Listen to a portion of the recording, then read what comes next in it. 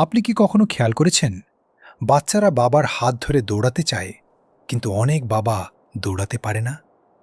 আজ আমি আপনাদের এমন একজন বাবার গল্প শোনাব, যে বাবা অলস ছিল, স্থূল ছিল, সারাদিন মোবাইল আর সোফার সাথে যুদ্ধ করত, কিন্তু নিজের সন্তানদের সাথে খেলতে পারত না। এই গল্প শুধু তার শরীর বদলানোর গল্প না, এই গল্প নিজেকে ধীরে ধীরে বদলে ফেলার গল্প। এই গল্প কাইজেন থিওরি, ছোট ছোট পরিবর্তনের শক্তির গল্প। চলুন শুরু করি। শহরের এক সাধারণ বাসা, 2 রুম, এক বারান্দা, একটা পুরনো সোফা।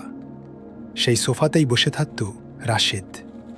রাশেদ বয়সে খুব বেশি না, মাত্র 38, কিন্তু শরীর দেখে মনে হয় যেন বয়স 50 পার করেছে। পেটটার সামনে ঝুলে আছে, শ্বাস নিলেই হাঁপিয়ে যায়, সিঁড়ি ভাঙলে ঘাম, আর দৌড় দৌড় তো কল্পনাতেই শেষ। এক বিকেলে তার 2 সন্তান, 7 বছরের মেয়ে রিমি আর 5 বছরের ছেলে আরিয়ান বারান্দায় খেলছে। আরিয়ান বলল, আব্বু তুমি এসো না, আমরা দৌড় খেলব। রাশেদ হাসার চেষ্টা করল, বলল, এখন না বাবা, আব্বু একটু ক্লান্ত। রিমি বলল, আব্বু তুমি শুধু বসে থাকো কেন? এই প্রশ্নটা রাশেদের বুকে এমনভাবে লাগলো যেন কেউ চুপচাপ ছুরি ঢুকিয়ে দিল। সে জানে সে খেলতে চায়, সে চায় সন্তানদের সাথে মাটিতে বসতে, দৌড়াতে, হাসতে, কিন্তু শরীর তার কথা শুনে না। সেই রাতে বাথরুমের আয়নার সামনে দাঁড়িয়ে রাশেদ নিজের দিকে তাকালো। সে দেখল একজন বাবা যার চোখে ক্লান্তি, মুখে অপরাধবোধ। সে নিজেকে প্রশ্ন করল, আমি কি এমন বাবা হতে চেয়েছিলাম? আমার সন্তানদের স্মৃতিতে কি আমি শুধু সোফায় বসে থাকা মানুষ হিসেবেই থাকব? তার মাথায় ভেসে উঠল একটা দৃশ্য। আরিয়ান দৌড়াচ্ছে, রিমি হাসছে, আর সে দূরে দাঁড়িয়ে শুধু তাকিয়ে আছে। সেই রাতে রাশেদ ঠিকমতো ঘুমাতে পারল না। পরের সপ্তাহে অফিস থেকে ফেরার পথে রাশেদের দেখা হলো তার পুরনো এক স্যারের সাথে। নাম মাস্টার হাশিম।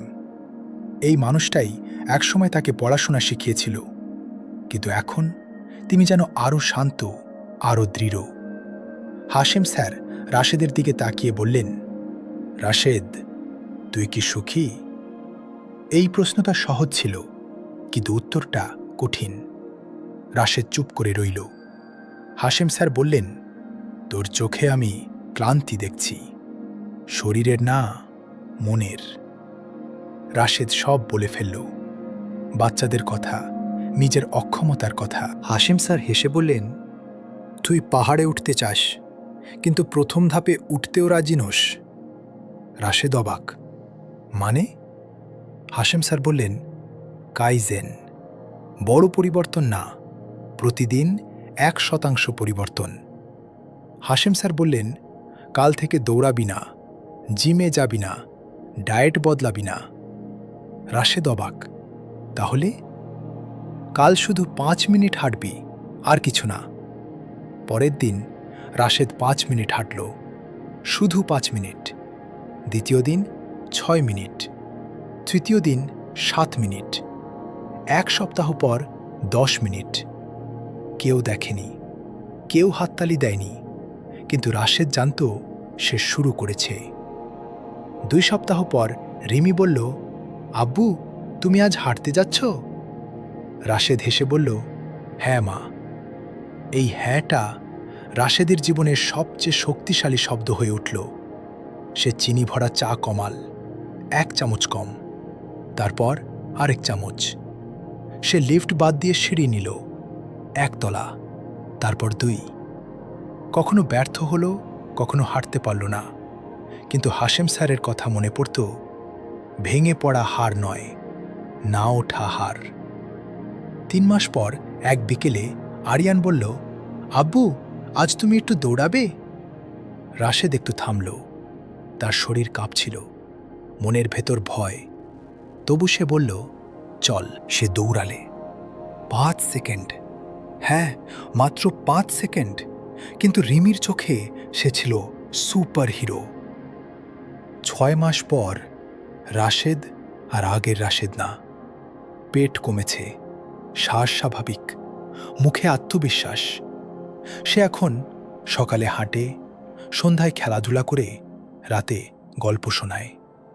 একদিন রিমি স্কুলে লিখল, আমার বাবা আমার সবচেয়ে প্রিয় খেলাধুলার সাথী।